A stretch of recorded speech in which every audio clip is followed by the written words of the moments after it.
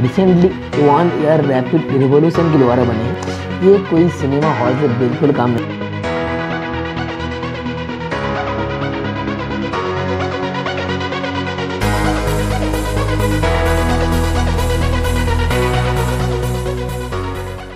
एक छोटा सा प्रीव्यू यार कौन से सब्जेक्ट में हम इस वीडियो में बात करने वाले हैं। So hello everyone, I am Vikas Aadi, I am reading second year MBBS at AIIMS Bhopal and इस वीडियो में हम बात करेंगे about my experience in AIIMS Bhopal so फार।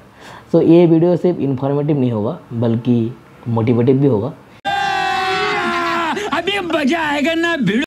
तो अगर आप किसी को मोटिवेट करना चाहते हैं तो उस तक वीडियो ज़रूर पहुँचा दें। वीडियो मेनली हम कुछ डिफरेंट टाइप से करेंगे बिकॉज हर कोई क्या करता है कि अलग से कैंपस टूर बनाते हैं, अलग से रिव्यू करते हैं, पर हम ऐसा नहीं करेंगे। ये बड़ी अच्छी बात कही आप। हम क्या करेंगे, रिव्यू एंड कैंपस टूर को दोनों एक साथ कर देंगे। पहले मैं आपको एम्स भोपाल की रिव्यू दूंगा, फिर उसको पिक्चर दिखाऊंगा एज ए कैंपस टूर। तो ये वीडियो हो जाएगा review plus campus tour and this video can have multiple part, तो सारे पार्ट देख लेना। मेनली हम इस वीडियो में इनके बारे में बात करेंगे, इनके नेक्स्ट पार्ट में हम इनके बारे में बात करेंगे and wait that's not all, हम इनके बारे में ही बात करेंगे because they are also important. ये रहा आपका फ्रंट पेज में दिख रहा है आपको एम्स भोपाल रिव्यू 1। तो मैंने क्यों ये फ़ोटो को सबसे फ्रंट पेज में रखा, जैसे कि मैंने पहले ही बताया कि हम ऐसा भी कुछ टॉपिक के बारे में बात करेंगे जो रिसेंटली 1 ईयर रैपिड रिवॉल्यूशन के द्वारा बने हैं, जो पहले नहीं थे। तो उनमें से ये है आपका एक पहला वाला, आपका मेडिकल कॉलेज का जो पहले था हमारा एक फ्रंट गेट, अब वो चेंज करके इसको फ्रंट गेट बना दिया गया है। शुरुआत करेंगे वीडियो का फ्रॉम लोकेशन एंड ट्रांसपोर्टेशन। सो पहले आप जैसे आप जानते हैं कि एम्स भोपाल जो है वो साकेत नगर भोपाल एमपी में है। इसका पिन नंबर है 462020 एंड अब ट्रांसपोर्टेशन की अगर बात करें तो यहाँ पर मेनली 1 एयरपोर्ट आपको देखने को मिल जाएगा एंड करीबन कई सारे रेलवे स्टेशन देखने को मिल जाएगा, जिसके बारे में अभी बात करूंगा मैं। तो पहले एयरपोर्ट जो है इसमें सबसे बड़ा जो एयरपोर्ट है भोपाल में जो है राजा भोज एयरपोर्ट। अब यहाँ से आप एम्स भोपाल से इस राजा भोज की जो एयरपोर्ट की डिस्टेंस है वो 14 किलोमीटर है और आपको यहाँ से अगर आप कैब अगर बुक करके जाते हैं तो 40 मिनट तो एटलीस्ट लग ही जाएगा। और सैडली कैब भले भैया आपसे 400 से 500 रुपये चार्ज ले लेगा। तो इस भोपाल एयरपोर्ट का जो अंदर का इंफ्रास्ट्रक्चर है वो भी काफ़ी अच्छा है। जैसे कि आप जानते हैं कि भोपाल एयरपोर्ट एक एयर बेस है अपना मिलिट्री का, तो यहाँ पर अंदर फ़ोटो लेना अलाउ नहीं है। जैसे कि मैंने एक फ़ोटो यहाँ से लिया था, बहुत मुश्किल से लिया था इस फ़ोटो को, मुझे अभी याद है। अब आ जाते हैं रेलवे स्टेशन पे। जो एम्स भोपाल सबसे करीब वाला जो रेलवे स्टेशन है उसका नाम है रानी कमलापति। यहाँ से 5 किलोमीटर दूरी में ही रहता है। आपको यहाँ से अगर कैब बुक करके जाते हैं तो करीबन 15 मिनट तो आपको लग ही जाए। भोपाल से जो सेकेंड रेलवे स्टेशन में आता है वो है भोपाल जंक्शन, जो मेन भोपाल का रेलवे स्टेशन है वो यहाँ से करीबन 11 किलोमीटर गिरता है एंड आपको यहाँ से वहाँ तक पहुँचने के लिए 30 मिनट तो आराम से लग ही जाएंगे। अब जो तीसरा वाला रेलवे स्टेशन है जो यहाँ से बहुत दूर आता है तो उसका नाम है संत हीरधर्म नगर रेलवे स्टेशन। तो ये बहुत ही दूरी में गिरता है, यहाँ से करीबन एम्स भोपाल से 21 किलोमीटर दूरी में गिरता है और आपको जाने में कम से कम 1 घंटे लगेंगे। अब डायमेंशन की बात कर लेते हैं तो करीबन अब जानते हैं कि कैंपस का जो अपना डायमेंशन है, मतलब ये बहुत ही बड़ा कैंपस है और करीबन 150 एकड़ प्लेस लेके ये कैंपस प्रेजेंट है। तो नाउ बात कर लेते हैं इंफ्रास्ट्रक्चर के बारे में। आप जब सेकेंड ईयर में आएंगे तब सेकेंड ईयर आपको क्लिनिकल पोस्टिंग के लिए हॉस्पिटल विजिट करना होगा, जहाँ पर आपको पता चलेगा बहुत सारे मतलब चीज़ों के बारे में। उनमें से अगर हॉस्पिटल की बात करें तो हम hospital mainly consist of OPD, IPD, emergency trauma and cancer. OPD क्या होता है? OPD मतलब होता है आउट पेशेंट डिपार्टमेंट, मतलब कोई भी अगर मरीज़ अगर डॉक्टर को दिखाने आए तो पहले उसको OPD में आना पड़ता है। OPD से यहाँ पर्चे लेना पड़ता है, फिर OPD में डॉक्टर को दिखाना पड़ता है।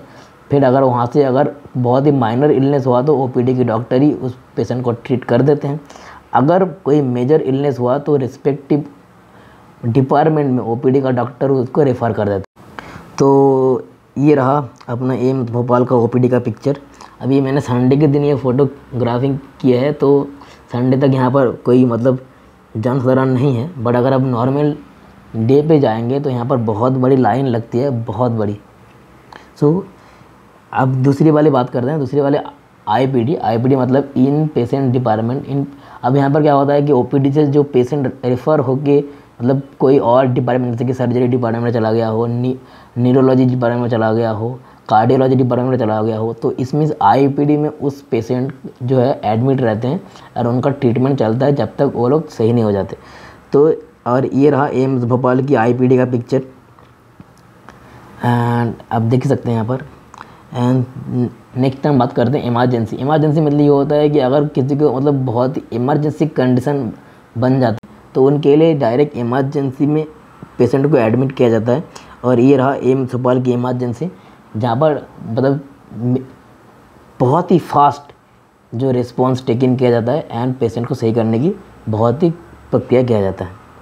तो ये है। अब दूसरा है कि ट्रॉमा सेंटर, जैसे कि एम्स हॉस्पिटल का चौथा नंबर पार्ट है ट्रॉमा सेंटर। ट्रॉमा सेंटर मतलब जो आरटीआई या केस मेनली यहाँ पर आते हैं। आरटीआई मतलब होता है कि रोड ट्रैफिक एक्सीडेंट, जो मेनली जो रोड में एक्सीडेंट वगैरह होते हैं तो वहाँ से डायरेक्ट जो मरीज़ों को ट्रॉमा में लाया जाता है एंड उनका ट्रीटमेंट किया जाता है। और तीसरा जो 5 नंबर है हॉस्पिटल में वो है कैंसर। कैंसर आपको पता है कि अब कैंसर एक बहुत ख़तरनाक बीमारी ही है। तो एम्स भोपाल के लिए एक अलग से एम्स भोपाल में, अब जो कि बाकी हॉस्पिटल में भी ये एक कैंसर की अलग सा वार्ड रहता है जिसमें हम कैंसर को ट्रीट करते हैं। तो ये रहा, आप देख सकते हैं, ये रहा वो जो ये सारे फ़ोटो जो है ये हॉस्पिटल की मतलब फ्रंट से लिया गया है फ़ोटो ये सब। एंड ये फ़ोटो मेनली हॉस्पिटल की बैक साइड से लिया गया है। सो ये होता ख़त्म हो गया इंफ्रास्ट्रक्चर के बारे में। तो हम अब बात करेंगे मेडिकल कॉलेज बिल्डिंग के बारे में। अब ये जो फ़ोटो सामने से रखे हैं बहुत छोटे से रखे हैं, ये अपना मेडिकल कॉलेज का फ्रंट गेट था जो अभी चेंज हो गया है। और अभी चेंज करके मेनली ये कर दिया जाएगा जल्दी, ये नया बिल्डिंग बना है तो इस बिल्डिंग को फ्रंट गेट किया जाएगा। ये बिल्डिंग देखिए मुझे कम से कम ताजमहल जैसे याद आता है, तो बहुत ही अच्छा बना है। All credit goes to the new director of AIIMS Bhopal. और ये जो आप पिक्चर देख रहे हैं ये मेनली हॉस्पिटल की जो बैक साइड से मैंने, तो ये हो गया मेडिकल कॉलेज। अब मेडिकल कॉलेज की बाहर से देख के आप बस पता लगाएंगे कि उसके अंदर की खूबसूरती क्या है। तो अंदर की खूबसूरती दिखाने के लिए मैंने एक लेक्चर हॉल की एक फ़ोटो ले रखी है। तो ये देख सकते हैं आप, एक लेक्चर हॉल है, ये फुल्ली एसी लेक्चर हॉल है और आप इसमें बैठ के बहुत अच्छे से पढ़ाई कर सकते हैं। ये कोई सिनेमा हॉल से बिल्कुल कम नहीं है। और सामने जो आप देख रहे हैं यहाँ पर एक बड़ा प्रोजेक्टर में आपको जो स्क्रीन में दिखाया जाएगा जो भी टीचर आपको पढ़ाएगा। एंड ये मतलब बहुत ही सॉफ्ट सीट वाला प्लेस है और यहाँ पर फुल्ली एसी है तो आपको पढ़ने में बहुत मज़ा आएगा यहाँ पर। और जो यहाँ पर टेबल रखा हुआ है उस टेबल में चार्जिंग पोर्ट भी है, तो अगर आप कोई मोबाइल या फिर आईपैड चार्ज करना चाहते हो तो वहाँ भी कर सकते हो। तो ये था लेक्चर थिएटर। अब बात करते हैं नर्सिंग कॉलेज की। जैसे कि एक मेडिकल कॉलेज कभी भी एक नॉर्मल MBBS कॉलेज से नहीं बनता, जैसे कि वो नर्सिंग आयुष और भी कॉलेज से मिलके बनता है। तो ये है nursing college of AIIMS Bhopal. अब एम्स भोपाल की एक बहुत ही महत्वपूर्ण बात यह है कि उन्होंने हर बिल्डिंग को मतलब हर जगह मेडिकल कॉलेज या फिर नर्सिंग कॉलेज को एक अलग सा एक नाम से असाइन कर लिया। जैसे कि आप देख सकते हैं यहाँ पर नर्सिंग कॉलेज को उन्होंने दिया है सावित्रीबाई फुले भवन और अपना मेडिकल कॉलेज का जो नाम है वो सरदार वल्लभ भाई पटेल भवन है। सो और ये जो फ़ोटो है नर्सिंग कॉलेज का बैक साइड से लिया हुआ है। नाउ आ जाते हैं आयुष बिल्डिंग पे। आयुष ये रहा एम्स भोपाल की आयुष बिल्डिंग जो आपको रेड कलर में दिख रहे हैं। और रेड कलर के जस्ट आयुष बिल्डिंग के जस्ट पीछे आपको दिख रहा होगा कि वो अपना मेडिकल कॉलेज का फ्रंट गेट जो बनने वाला है रिसेंटली वो दिख रहा है आपको। और फिर आ जाते हैं कि लाइब्रेरी पे। अब लाइब्रेरी एम्स भोपाल की बहुत बढ़िया है। अब अंदर से आप जाएंगे तो बहुत ही सुंदर आपको देखने को मिलेगा। अब लाइब्रेरी की मैंने ऑलरेडी एक लाइब्रेरी टूर वीडियो बना रखा है तो आप उसमें जा सकते हैं एंड देख सकते हैं। मैं उस वीडियो का लिंक इस वीडियो की एंड में दे दूँगा तो आप वहाँ से डायरेक्ट देख सकते हैं। तो अब आ जाते हैं हॉस्टल पे। अब हॉस्टल में एम्स भोपाल की एक बहुत ही एडवांटेज है, जब आप फर्स्ट आते हो आपको किसी वीडियो में इसके बारे में पता नहीं चलेगा, पर आप जब हॉस्टल में एम्स भोपाल में पहले आते हो तो आपको एक अलग सा हॉस्टल असाइन किया जाता है जिसका नाम है transit boys hostel and transit girls hostel. क्या होगा कि मेनली हमारा जो सेकेंड ईयर से इंटर्न तक वो एक सेपरेट हॉस्टल में रहते हैं और जो फर्स्ट ईयर की स्टूडेंट को एम्स भोपाल की जो फैकल्टी है उन्हें अलग मतलब एक हॉस्टल में रखता है, उन्होंने के लिए स्पेशल एक हॉस्टल बनाया गया है, इसका नाम है ट्रांजिट बॉयज़ हॉस्टल। इसमें मेनली 163 रूम।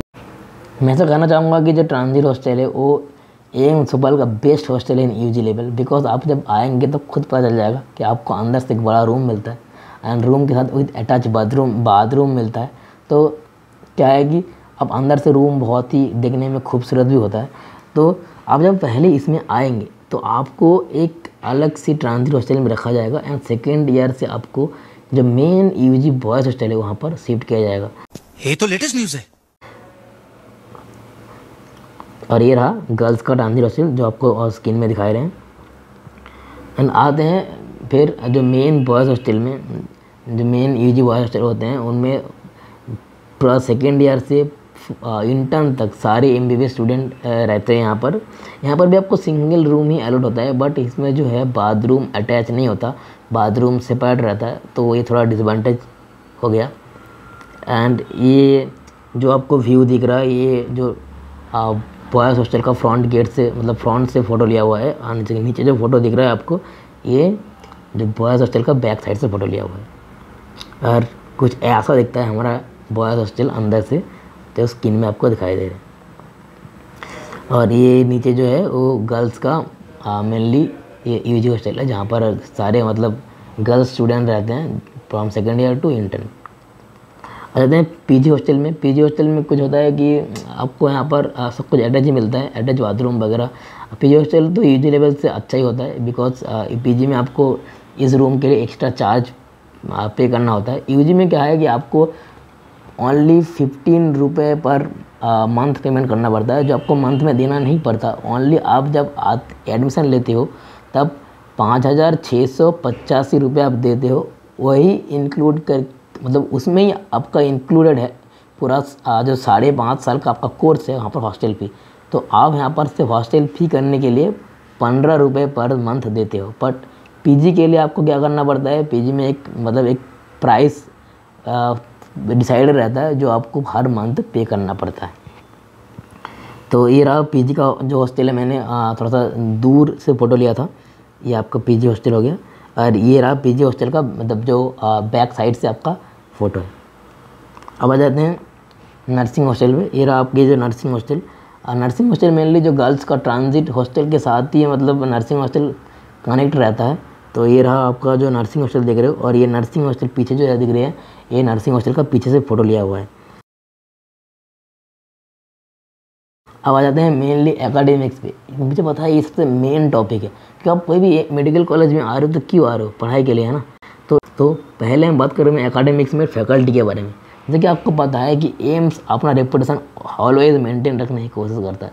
तो क्या होता है कि यहाँ पर आपको best of the best faculty देखने को मिलेंगे, जहाँ पर आपको कम्प्लीटली पूरा अच्छे से पढ़ाएंगे एंड आपका कॉन्सेप्ट कम्प्लीटली क्लियर कर।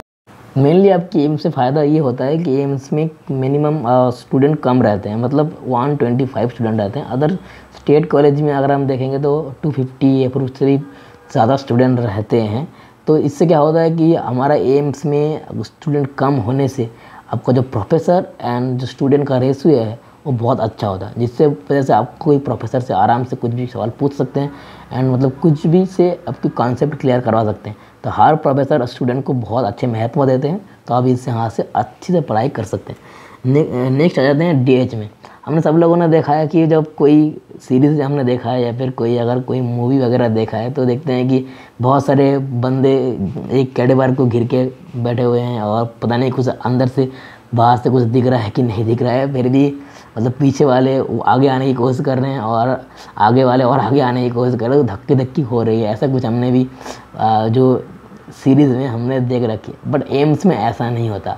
एम्स में आपका जो डीएच टेबल है कम से कम 10 डीएच टेबल होता है और 10 में 10 कैडेवर रहता है। कैडेवर मतलब होता है कि रेस्पेक्टेड डेड बॉडीज़।